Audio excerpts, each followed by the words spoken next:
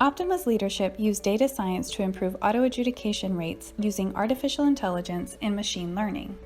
To get started, we worked closely with the business for guidelines and recommendations, created a detailed architectural map of CSC, worked with CSC architects to decide the appropriate workflow for the machine learning algorithm, and produced a machine learning algorithm to enter into CSC.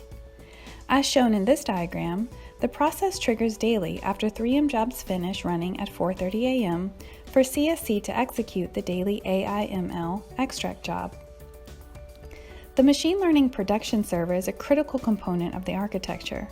It's part of the EDP cloud analytics infrastructure and houses the analytics and reporting services. The server is connected to Sequoia from where it receives suspended claims, and it's also connected to the EDP development area called ML Workstation where the model is trained. Let's take a tour to see how it works. Every day around 4:30 a.m., CSC sends a daily extract of suspended claims to the AI/ML daily extract folder in Sequoia. Every day at 4:45 a.m., the process checks for any new files. Once the files are found, they are parsed and put into a MySQL data layer that sits inside the ML production server. The data layer performs a set of quality checks and filters out reconsiderations, reversals, and duplicates. They are all stored in a separate table. The remaining claims are then placed in a current table. Claims in the current table older than 1 month are archived in the history table. Now that the right files are sorted, the Model Prediction API service kicks into action. It predicts the output of the suspended claims. It then labels each claim line as approved or denied and adds a probability score to indicate the confidence in the recommendation. The results go back into the Sequoia and the AI/ML response folder and then back into CSC. It's now available for Tableau reporting. A copy is also stored in the data layer. Now let's tour evaluations. Twice a week, on Sundays and Wednesdays at 8 p.m., the Evaluation API service runs to compare the predictions of the algorithm with the actual decisions made by the GBAs. The GBA's decisions are sent from CSC to the Sequoia AI/ML final folder to be picked up and parsed in the data layer.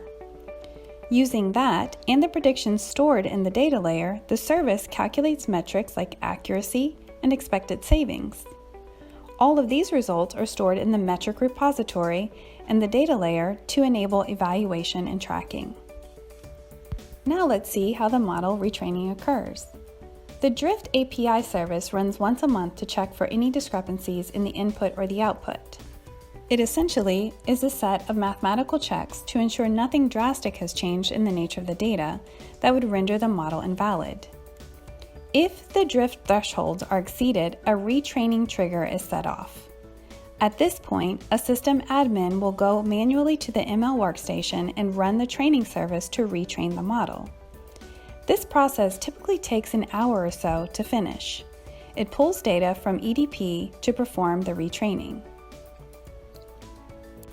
The new model, generated after the retraining, is then pushed to a Git repository in Azure DevOps, from where it gets picked up by the ML production server, and the new model is now put into production.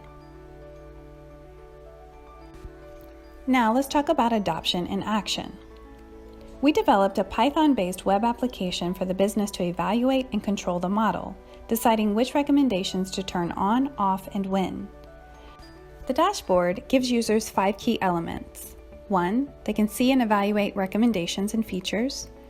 2. Drill into claim lines from recommendations and understand the types of claims that fit the profile. 3. View the historical performance of a feature set over time. 4. See the expected savings and automation if they turn on the recommendations. 5.